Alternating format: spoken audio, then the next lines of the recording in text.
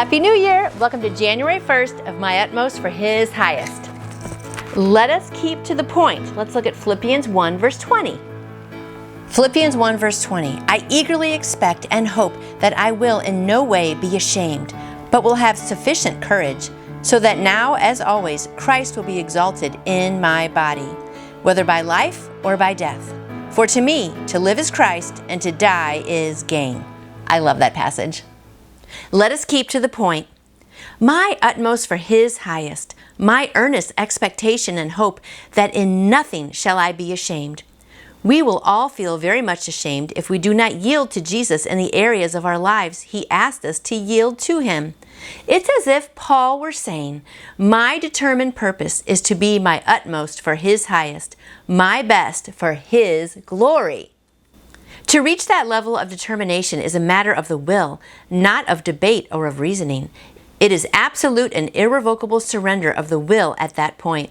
An undue amount of thought and consideration for ourselves is what keeps us from making that decision, although we cover it up with the pretense that it is others we are considering.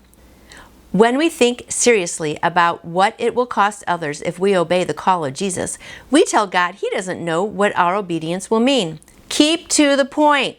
He does know. Shut out every other thought and keep yourself before God in this one thing only, my utmost for His highest. I am determined to be absolutely and entirely for Him and Him alone. My unstoppable determination for His holiness. That's really good. Whether it means life or death, it means no difference. See chapter 1, verse 21. Paul was determined that nothing would stop him from doing exactly what God wanted. But before we choose to follow God's will, a crisis must develop in our lives. This happens because we tend to be unresponsive to God's gentler nudges. He brings us to the place where He asks us to be our utmost for Him, and we begin to debate. He then providentially produces a crisis where we have to decide for or against. That moment becomes a great crossroads in our lives.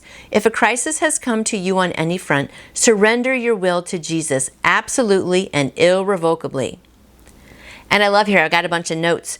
Absolutely means not partially, but totally. And irrevocably means no turning back. And then it's kind of fun too. I have a note in 1994. I said, Lord, make this year totally devoted to You. I love that. That was a long time ago, 1994, before I was married. And then over here I have in 1999, could this be the year before His return? We must be busy then to do His work and tell a lot of people. That's funny because in the year 1999, we all thought the world might end, right? So that's kind of fun to have that note. But I really love, and I'm going to read this part again, shut out every thought and keep yourself before God in this one thing only, my utmost for His highest. I am determined to be absolutely and entirely for Him and Him alone.